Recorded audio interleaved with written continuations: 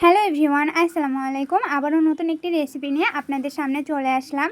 শুধুমাত্র আলু আর ডিম দিয়ে যে এত দারুণ একটা রেসিপি তৈরি করা যায় আগে জানতাম না। আপনারা কেউ বুঝতেই পারবেন না এটা শুধুমাত্র আলু আর ডিম দিয়ে তৈরি করা। একবার তৈরি করে দেখবেন। এখানে আমি নিয়ে নিয়েছি মজরেলা চিজ, চাট মশলা, লবণ, আলু আর একটা ডিম সিদ্ধ করে গ্রেট করে নিয়েছি। তার সাথে দিয়ে দিয়েছি কাঁচা মরিচ, কাঁচা পেঁয়াজ। এইবার সব কিছু একসাথে খুব ভালোভাবে মিশিয়ে নিতে হবে আর ভর্তা করে নিতে হবে। তারপর এখানে বাইন্ডিংয়ের জন্য আমি ব্যবহার করব সামান্য পরিমাণ ডিম আর আটা। ডিমটা একটু খেয়াল করে দিতে হবে, বেশি ডিম দেওয়া যাবে না। আমার এখানে একটা ডিমের অর্ধেক দেওয়া হয়েছে। তো এইটা যদি পাতলা হয়ে যায়, ডিমের পরিমাণটা একটু বেশি হয়ে যায়, তাহলে আমরা যে বলের শেপটা দিব সেটা একেবারেই দিতে পারবো না। তো এখানে আমি একটু ময়দা দিয়ে দিচ্ছি। এই ময়দাটা দেওয়ার একটাই কারণ, সেটা হচ্ছে এটা একটু ক্রিস্পিনেসটা থাকবে, এর জন্য এখানে আমি ময়দা অ্যাড করে দিলাম। আপনারা চাইলে চালের গুঁড়াও অ্যাড করতে পারেন।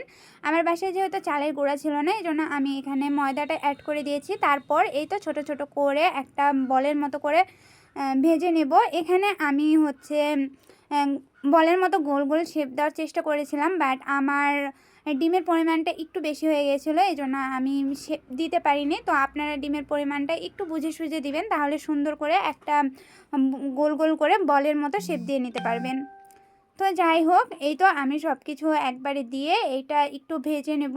এটা ভেজে নিতে হবে মিডিয়াম টু লো হিটে, যাতে ভিতর পর্যন্ত একদম সুন্দরভাবে কুক হয়। বেশি হিটে ভাজলে কিন্তু, যেহেতু এখানে আলু রয়েছে, এটা তেলে ছিঁড়ে ছিঁড়ে যেতে পারে, মানে ভেঙে যেতে পারে। এই জন্য একটু লো হিটে সময় নিয়ে ভেজে নিতে হবে। আর এক পাশটা খুব ভালোভাবে কুক হলে উল্টে দিতে হবে, নয়তো কিন্তু ভেঙে যাওয়ার সম্ভাবনা অনেক বেশি থাকে। এই তো আমার বলগুলো একদমই ভাজা হয়ে গেছে। এটা যখন এই রকম কালার চলে আসবে, এই মুহূর্তে আমি এখান থেকে উঠিয়ে নেব। তারপর এখানে একটু তেলটা কমিয়ে নিতে হবে, এতগুলো তেলে রান্না করা যাবে না। তেলটা কমিয়ে নেওয়ার পর এখানে আমি পেঁয়াজ আর কাঁচামরিচ দিয়ে দিলাম। আর পেঁয়াজ আর কাঁচামরিচটা একটু লাল লাল করে ভেজে নিতে হবে। আর এই পেঁয়াজটা একটু লাল লাল করে ভেজে নেওয়ার পর এখানে আমি অ্যাড করে দেব আদা রসুন বাটা। এখানে সব কিছুই মশলা খুবই সামান্য পরিমাণ ব্যবহার করব, যেহেতু এটা আপনারা চাইলে স্ন্যাক্স হিসেবেও খেতে পারেন অথবা রুটি দিয়েও খেতে পারেন, অনেক টেস্ট হয়। তো যাই হোক, এখানে একটু তেল ছিটে আসছিল, এই জন্য আমি পানি দিয়ে দিলাম। তারপর দিয়ে দিলাম একটু চাট মশলা, মরিচের গুঁড়া, গোলমরিচের গুঁড়া। আর এইটা একটু ঝাল ঝাল করব, কারণ এখানে অনেক কিছু সস ব্যবহার করা হবে। তো এখানে দিয়ে দিলাম টমেটো সস, সয়া সস। আর তারপর এটা একটু ভালোভাবে সসের সাথে মিশিয়ে নেব। আসলে আমার বাসায় আর কোনো সস ছিল না, এর জন্য আমি দিইনি। আপনাদের বাসায় যত রকমের সস থাকবে এখানে দেওয়ার চেষ্টা করবেন, তাহলে এটা আরও বেশি টেস্টি হয়। তারপর এখানে আমি সামান্য পরিমাণ মজরেলা চিজ দিয়ে দিলাম।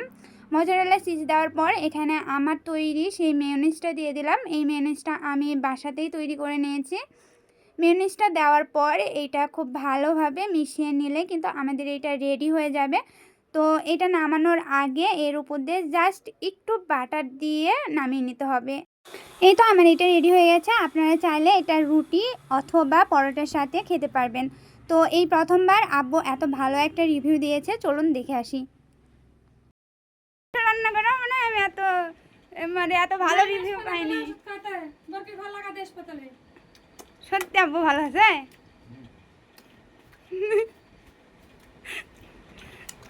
তাহলে এই ডিম আর আলুই তো সারাদিন কম খরচে হয়ে যাবে, মাংস তো আর লাগবে না।